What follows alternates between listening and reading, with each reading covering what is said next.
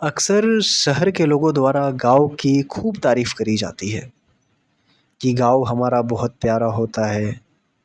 गाँव में ही भारत की आत्मा बसती है। ऐसे लोग गुणगान करते नहीं थकते। पर जिस दिन गाँव की असलियत लोग समझ जाएंगे, उस दिन ये जो तारीफ है शिकायत में बदल जाएगी। मैं बताता हूँ गाँव की असलियत क्या होती है। सबसे बड़ी कमी यह है कि यहाँ पर जातिवाद है। दादाओं परदादाओं ने किसी ब्राह्मण को अपना गुरु मान लिया था और वहीं से चलती आ रही व्यवस्था आज के लोग भी मानते आ रहे हैं। जैसे हमारे जनरेशन के जो हमारे फादर होते हैं, वो लोग उनके बच्चे जो ब्राह्मण के बच्चे होते हैं उन सबको अपना गुरु बनाए, और जो उनके बच्चे होंगे फिर हम लोगों को गुरु बनाना पड़ता। लेकिन कुछ लोग समझदार निकलते हैं, हम लोग तार्किक निकलते हैं, तो हम लोग इसका विरोध करते हैं कि किसी को क्यों गुरु माने। कोई शादी विवाह में कोई खास कर्मकांड कर लिया, इससे वो गुरु कैसे हो सकता है। गुरु तो वह है जो हमें शिक्षा देता है, कुछ सिखाता है, पढ़ाता है। लेकिन सिर्फ ब्राह्मण होने से कोई गुरु कैसे हो सकता है। ये गाँवों में बहुत ज़्यादा देखने को मिलता है। जो भी लंबी श्रृंखला जो चली आ रही है वर्षों से, कि एक ब्राह्मण है, एक कोई दूसरी जाति का है, उसने अपना गुरु मान लिया, और जो उस ब्राह्मण का बच्चा हुआ, फिर इसके जो निचली जाति का बच्चा हुआ, फिर वो गुरु बनाएगा उसको, और ऐसे आते आते एकदम ये बहुत मुश्किल हो जाता है ख़त्म करना। ये सबसे घिनौनी परंपरा है हमारे गाँव की, जिसे लोग तारीफ करते हैं कि बहुत खूबसूरत होता है। दूसरी चीज़ है यहाँ की व्यवस्था। अगर कोई बीमार पड़ जाए तो कहाँ से सुविधाएं लाएगा। अक्सर हम यूट्यूब पर देखते हैं कि लोग पुरानी चीज़ों का फ़ोटो लेकर, जैसे कि जो मिट्टी का चूल्हा होता है, मिट्टी के चूल्हे को फ़ोटो डालकर बोलते हैं कि बहुत प्यारा था वो। पर उसकी सच्चाई क्या आपको पता है?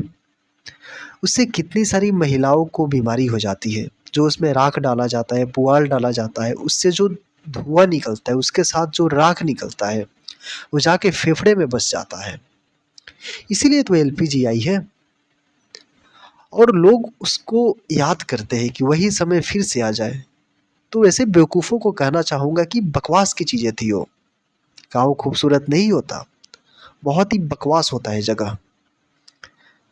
उससे कितनी सारी महिलाएं पीड़ित हुई है, कितनी सारी महिलाएं बीमार होकर मर गई है। जो भी खाना बनाता था उसकी हालत खराब हो जाती थी चूल्हे पर बनाना।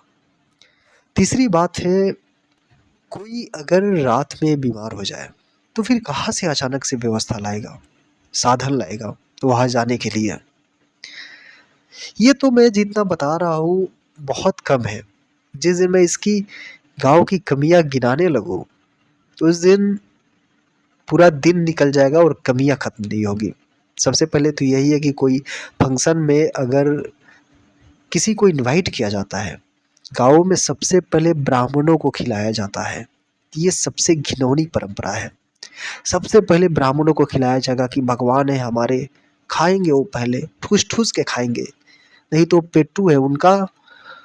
सर मैं कह रहा हूँ कि जो ब्राह्मण जिसको पहले खिलाया जाता है वो पेट्टू है, और उसका पेट जल्दी नहीं भरता है। अगर उसे खाना ना मिले तो वो मर जाएगा। ऐसा गाँवों में देखा जाता है कि सबसे पहले वैसे पेटुओं को खिलाया जाता है, ब्राह्मणों को खिलाया जाता है। और जो एससी एसटी के लोग हैं जिन्हें अंत में खिलाया जाता है, नीचे बैठा कर खिलाया जाता है, ये है गाँव की घिनौनी परंपरा। क्या ब्राह्मण इतने पेटू थे जो सबसे पहले खाने को आतुर हुए थे? मैं सारे ब्राह्मणों की बात नहीं कर रहा हूँ, कुछ होते हैं जो एकाध ठीक होते हैं। अगर कोई ब्राह्मण की यहाँ भोजन के लिए जाया जाए, गाँव की बात कर रहा हूँ मैं, जाया जाए वहाँ पर, तो जो उनसे निचली कास्ट जो लोग मानते हैं कि जो सिस्टम बनाया गया है कि ये निचली कास्ट है, ये ऊपरी कास्ट है, ओबीसी एससी एसटी के लोग जब जाते हैं ब्राह्मण के यहाँ खाने, तो अपना प्लेट खुद उठा के फेंकते हैं। लेकिन जब ब्राह्मण आता है तो उसका साफ सफाई किया जाता है बढ़िया से। क्या ये जातिवाद नहीं है?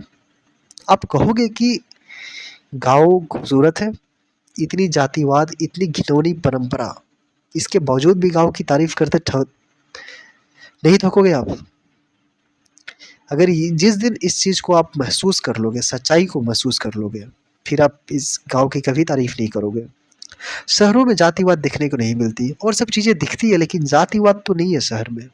शहर में ये कोई नहीं पूछता कि आप कौन से कास्ट के हो, कौन से धर्म के हो, कौन से धर्म पूछ सकता है, लेकिन इसलिए कोई साथ में बैठ के खाना खाने से मना नहीं करेगा कि आप इस जाति के हो, और ऐसा होता भी है तो बहुत कम। लेकिन गाँवों में कुट-कुट कर भरी पड़ी है। मैं ये नहीं कह रहा कि जातिवाद शहरों में खत्म हो गई, अभी भी है, बहुत ज़्यादा है, पर गाँवों के कंपैरिजन में बहुत कम है जातिवाद। ये है गाँवों का जातिवाद। जाति है कि जाति ही नहीं।